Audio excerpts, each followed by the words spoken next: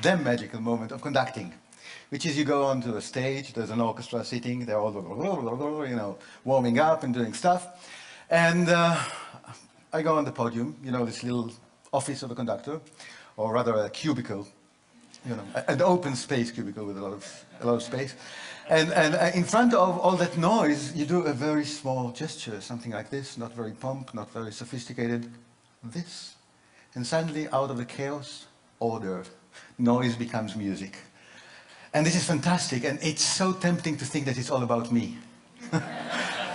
All those great people here, virtuosi, they make noise, they need me to do that. Not really. If it were that, I would just, save you the talk and teach you the gesture. So you could go out to the world and do this in whatever company or whatever you want, and you have perfect harmony. It doesn't work.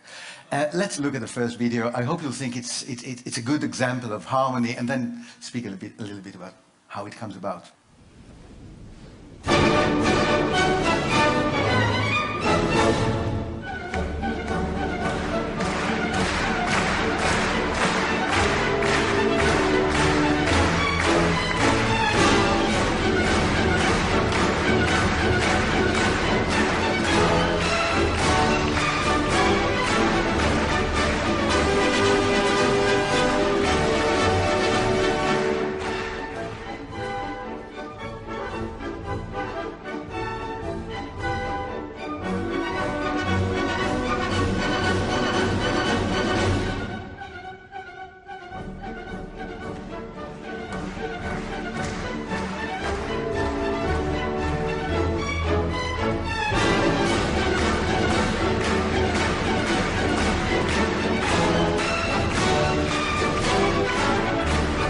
Was that nice?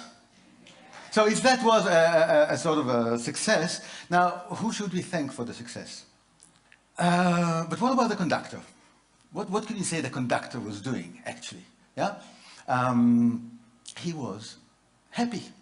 And I often show this, to senior management. People get annoyed. You come to work, how come you're so happy? Something must be wrong there, yeah? But he's spreading happiness. And I think the happiness, the important thing is this happiness does not come from only his own story and his joy of the music. The joy is about enabling other people's stories to be heard at the same time. You have the story of the orchestra as a professional body. You have the story of the audience as a community. Yeah? You have the stories of the individuals in the orchestra and in the audience. And then you have other stories, unseen. People who built this wonderful concert hall. Yeah? People who made those, Stradivarius, Amati, all those beautiful instruments. And all those stories are being heard at the same time. This is the true experience of a live concert. Can we do it in another way? Of course we can. Let's go back to the first conductor we've seen. Carlos Kleiber, his name. Next video, please.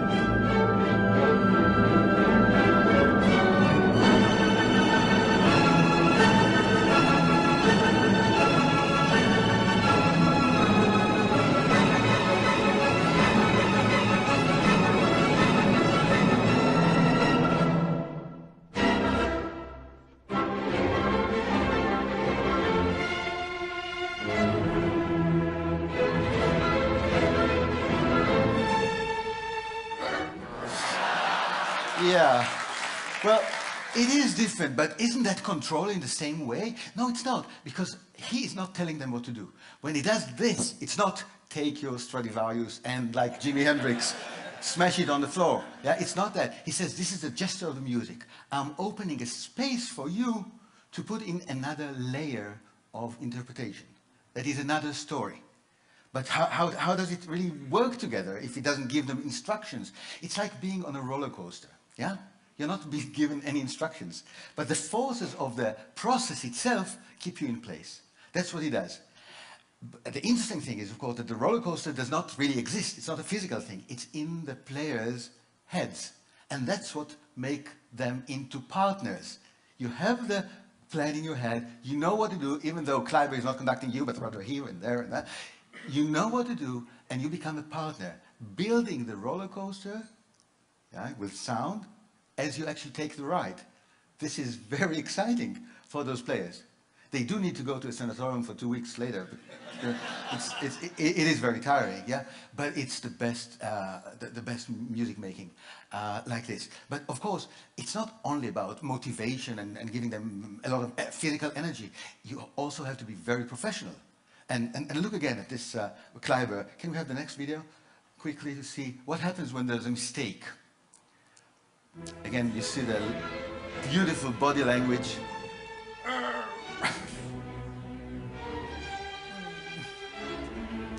And now there's a trumpet player who does something not exactly the way it should be done. Go on with the video. Look. See? Second time for the same player. And now the third time for the same player.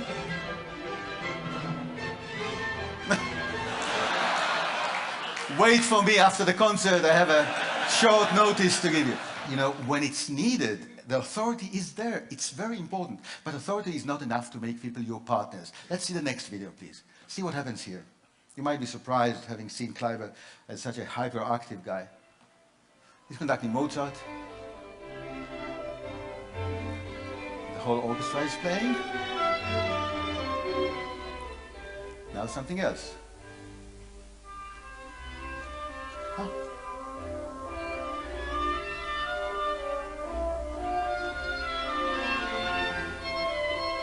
See? He is there 100%, but not commanding, not telling what to do, rather enjoying what the soloist is doing. Another solo now. See what you can pick up from this.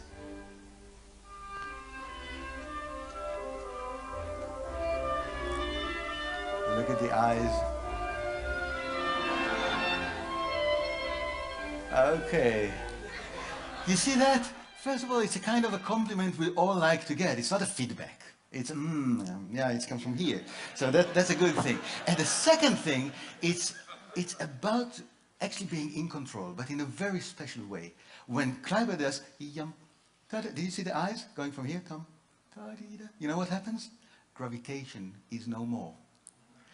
Kleiber not only creates a process, but it also creates the conditions in the world in which this process takes place.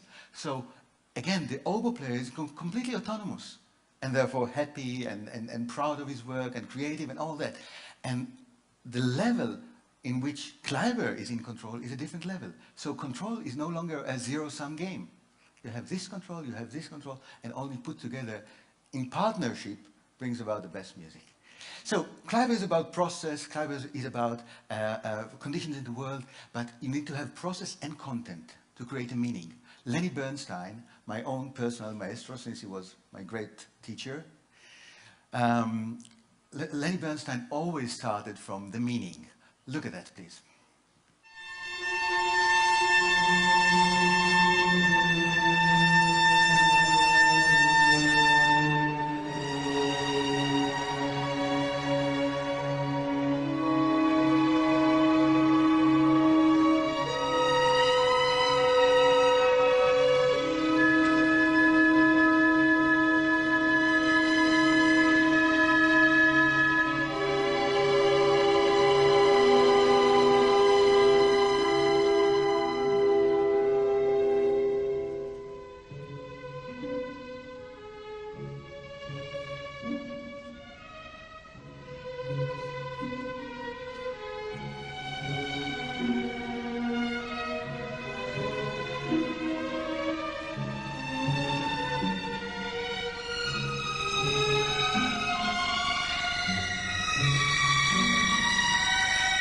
Remember the face of Muti? At the beginning, Woody had a wonderful expression, but only one. Did you see Lenny's face? You know why? Because the meaning of the music is pain. And you were playing a painful sound, and you look at Lenny, and he's suffering, but not in a way that you want to stop. He's suffering like, you know, enjoying himself in a Jewish way, as they say. Yeah? Not only suffering, but you can see the music on his face. You can see the baton left his hand, no more baton. Now it's about you, the player, telling the story. Now it's a reverse thing. You're telling a story, and you're telling a story, and even briefly, you become the storyteller to which the community, the whole community, listens to. And Bernstein enables that. Isn't that wonderful? Hmm? Now, if you're doing all the things we talked about together, and maybe some others, you can get to this wonderful point of doing without doing. And for the last video, I think this is simply the best title. My friend Peter says, if you love something, give it away. So, please.